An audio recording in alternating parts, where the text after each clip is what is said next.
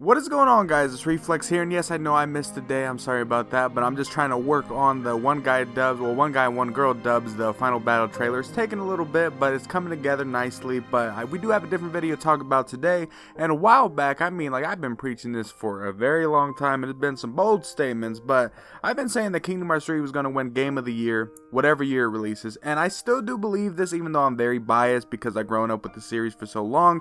But instead of me just saying Kingdom Hearts 3 will win Game of the Year, I thought, why not make a video on what Kingdom Hearts 3 needs to do to win it? And there's a lot of things that goes into a game being great. Now, in my opinion though, for Kingdom Hearts 3 to win Game of the Year, it needs to do great in these three categories: story, gameplay, and post-game content / replay value. Now, all three of these categories are very important for Kingdom Hearts 3 winning Game of the Year, some more important than others, but all three are still important. But let's start off first with story. Now, I already talked about this in my What If Kingdom Hearts 3 is Bad video, but Kingdom Hearts 3 needs to hit the story almost near perfect, because when it comes to a game that is so story driven, if it even has one loose end that's not tied up by the end of the Xenosaga, then it will definitely be hurt in its overall standing in this race, because we've seen it time and time again with these story driven games like Metal Gear Solid, with Final Fantasy. If they miss one little plot hole, then ooh-wee, you're gonna hear it. But as long as they hit it good, it'll be fine. But next up is gameplay. Now, this, at least in the Kingdom Hearts community, has become the narrative of Kingdom Hearts 3 for the past couple days as the biggest challenge that it will face,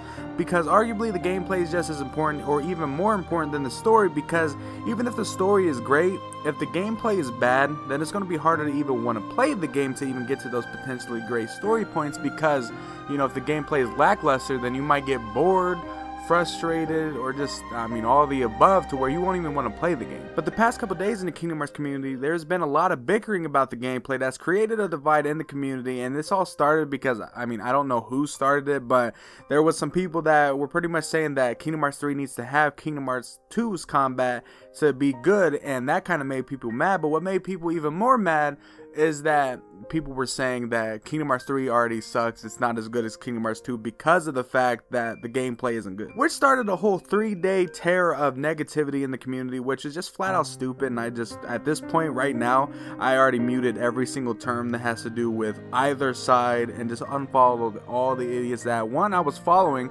and I just had to weed it all out, because there was just so much toxicity going in through every single bit of I tweeted out a couple things because I was on both sides. One, I'm gonna get into a little bit of a rant style, so I just put down my phone where I have everything written out. But on one end, I understand where some people were coming from about, the gameplay, because past games, at least Kingdom Hearts wise, like 0.2 and Triple D, we haven't had very good gameplay. People, that's been the main gripe about these past couple games, and I understand it. Me personally, yes, I see where they're coming from. I don't mind it. But if we could go back to Kingdom Hearts 2 style of, combat, I would enjoy it. I would enjoy it a lot. But I think since, people know that that's probably not going to happen, or at least not to that extent, that's where people are starting to get afraid. And a lot of people are saying, well, Kingdom Hearts 3 is going to suck then, because, it's going to be just like 0.2 all over again. And the thing is, games need to evolve. They don't, even though something works like Kingdom Hearts 2's combat, 0.2 has potential. That's where I don't think people quite understand, is that 0.2 has potential to be a great style of combat, But when it comes to Kingdom Hearts 3, it's people don't want that. They just want to have something that works. And the thing is, it will evolve. It's going to be, at least from what I've seen, Kingdom Hearts 3's combat, and I've watched a lot of stuff. Now, I'm not talking about leaks or anything. I haven't watched any of that, but from all the trailers and that new Dusk Till Dawn Keyblade little show-off thing where they were showing off some gameplay, the ground-based combat, the ground-based combat looks good. It honestly looks fun. It looks fluid. Nothing looks wrong with it. You do attack pretty fast, which is cool. I like that.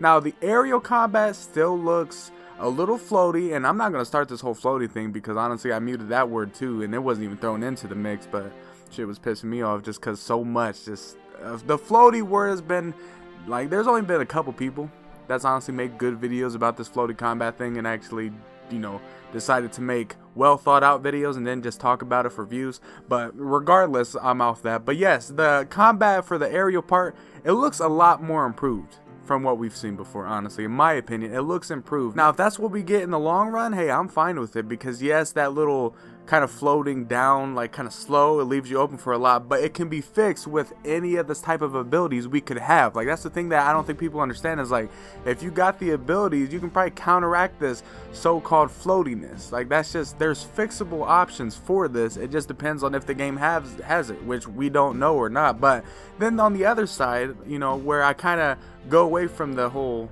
Kingdom Hearts 2 combat thing, is that some people, when they were like talking about, oh well, just Kingdom Hearts 3's gameplay sucks, you don't know that because you haven't played the game. I get you played the demo, but you haven't played the demo since, you know, what was it, E3 probably, and all those demos have been the same.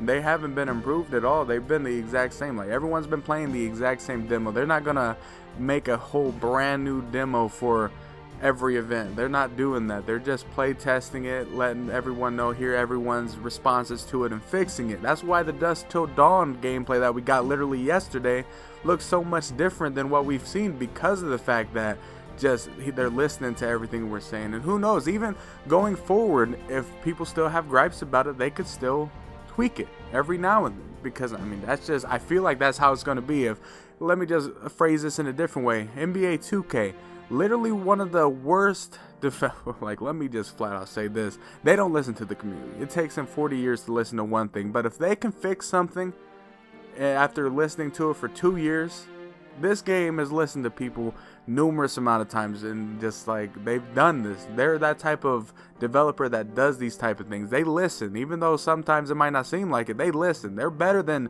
you know, 2K, so we don't have to worry about that. That's the thing. Like, people are so afraid that, like, oh my god, floating combat, this and that.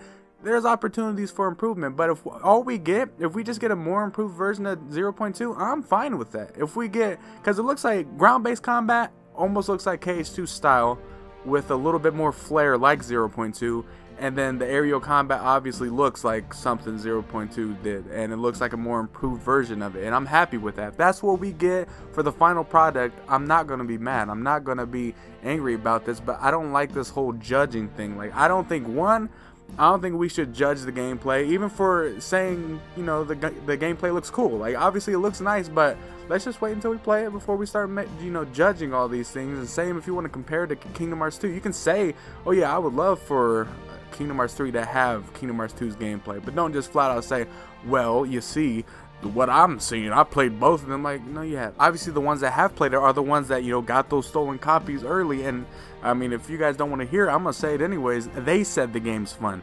If people are still playing it and putting up 80 hours of gameplay on a game already and not complaining about the gameplay or combat as much as you don't want to hear something like that, they must be doing something right. The gameplay can't be shit. If I'm not putting up 88 plus hours, like, I'm not putting up that much time on a game that has crap combat. I don't care what name's behind it. If Kingdom Hearts 3 had terrible combat and I noticed it and I couldn't play it, there's no way I'm putting up 80 hours. So no one's putting up 80 hours on a game that's complete shit. Let's just be honest. They're not doing that. And I know this is a rant. I'm gonna get away from this, but it's just the whole entire, this narrative about what Kingdom Hearts 3 needs to do and all this and that. Let the game evolve, let the game come out, and then judge our opinions on it, you know? It's just, I don't understand. I mean, both sides are being ridiculous, but what I see is it's just fun game. It just looks fun, and honestly, I think this whole debate is just freaking stupid, and I'm just wondering how many bandwagoners just hopped on because, you know, just to get attention, because I swear to you, maybe the given two people that started off this debate, they had their opinions, they used them, but then all the floodgates open for all these bandwagoners that were praising the game and pretty much being vocal that, oh my god, the game looks so fun, the gameplay, the combat looks amazing, and then out of nowhere, oh, I see my favorite YouTubers saying this, let me go on it, but take it to an extreme and be dumb. Like, just, it's just so stupid. And I know at this point I probably earned a couple dislikes for my rant, but I just can't stand when idiotic debates like this happen. It's one thing to have sensical debates, you know, like, okay, Kingdom Hearts 3 would be cool if they had KH2's version of combat. It's like, alright, cool, yeah, I agree with that. But then you also got, you know, Kingdom Hearts 2 is a lot better than Kingdom Hearts 3. the gameplay is a lot better. We both played it. We played everything. Like, no, you haven't. Shut up. But I mean, it's just ridiculous. But the rant's over. To continue with the actual point of the video, yes, gameplay is definitely a much needed nail to hit when it comes to getting the Game of the Year title. And honestly, if we're getting what we're seeing, I think it's in good shape. Now, last but not least is post-game content and replay value. Now, this kind of goes hand in hand together, and this isn't the most important aspect when it comes to Game of the Year, but I'd consider it like, you know, for example, you got a 90% on the test, but you did some extra credit assignments, and it's going to bump it up, you know, even up a little bit more. So if Kingdom Hearts 3 does manage to do the story great and have good gameplay, and then also have good post-game content, or even just enough side stuff that you can keep playing and do in a different gameplay, or I should say in a different playthrough, then it will definitely help the overall standing of it. And we've seen plenty of side stuff like mini games in numerous worlds, or the hidden Mickeys that you can find, and I mean, all that will definitely help the cause. But come January 29th, when we see what else is going to be in the game, like secret bosses, potential maybe new game plus if they decide to do that, because that's becoming a kind of fun thing that games do. Like for instance, Final Fantasy 15 did it as well. God of War, didn't they do something like that? I mean, if they decide to do it, hey, I think that would be awesome for Kingdom Hearts 3 to do. But the main question is what will be in the main base game? Like, you know, what will be in the base game versus what's going to be added later into the game, you know, via patches. The more we get in the base game, like right after the day one patch, the better, because that just shows all the content that's going to be with the game. But if it comes like maybe 6 months down the road, they start adding new stuff, that's not really going to help it standing because it's been 6 months, you know? I mean, it could, but I honestly think if they do hit it with like giving you all the stuff you might want, like secret bosses and all that right away, then oh, that's automatic. So if they hit all these, oh boy. Like honestly, if Kingdom Hearts 3 hits all these in a good fashion, I have no doubt in my mind that will be in good standing for Game of the Year. And it may have some competition depending on what actually comes out this year, because so far I haven't seen anything that's like for sure coming out that has a shot. Maybe Death Stranding, because I've heard that 2019 has actually been thrown around to be a release date.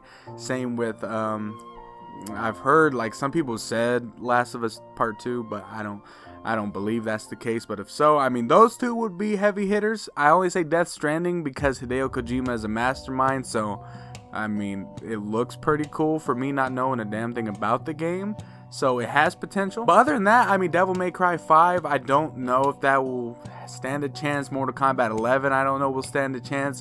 Obviously, the next Call of Duty, there'll be too much bitching in that community that doesn't stand a chance. I mean, there's just so much. I think Kingdom Hearts 3 is the front runner if they do everything right. Like, honestly, that's my opinion. The only one that can beat Kingdom Hearts 3 in this Game of the Year race is Kingdom Hearts 3 itself. Square Enix, if they just shit the bed on this game, which I don't think is going to happen. Let me preface this, because someone didn't read the title, even though the title, like, of that, if Kingdom Hearts 3 is bad, someone didn't read the title, even though in the title itself, like, or even watch the video, but in the title, thumbnail, everything itself, it literally said, I don't think it will be bad, but evidently people didn't read that. But yes, the only way that it could not get Game of the Year is if somehow they screw up everything, which I don't believe so. If the gameplay isn't great and the story is awesome and they have a lot of post-game stuff, as long as the gameplay is just solid, it doesn't have to be amazing, but as long as it's just solid enough that we, you know, enjoy it, then that will be fine. It'll still be in good running. But if the gameplay is garbage, that's gonna overall hurt the story indirectly, and it hurt pretty much everything else. Like, the gameplay has to be, I would say, a solid 8 out of 10.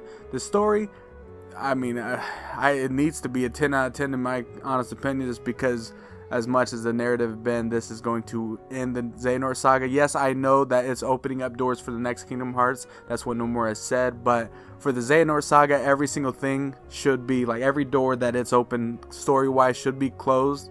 And you can open up one that will lead to the next Kingdom Hearts. But other than that, every other thing should be good. So as long as they do that, story 10 out of 10, that'll be fine. 9 out of 10, 8 out of 10, regardless, that should be fine. Then post-game replay value, as long as they add anything. I mean, if you add New Game Plus, as long as the New Game Plus, let me say this at least, as long as the New Game Plus has something to offer, then it'll be good. If it doesn't offer anything, it's just New Game Plus, just to say it's New Game Plus. Like, I swear Final Fantasy 15 didn't add anything in New Game Plus. It's just, you did it, and that was it. But for, like, Dark Souls, for instance, New Game Plus in there, they added more enemies, everything became a little bit stronger and all that. I think that'd be really cool.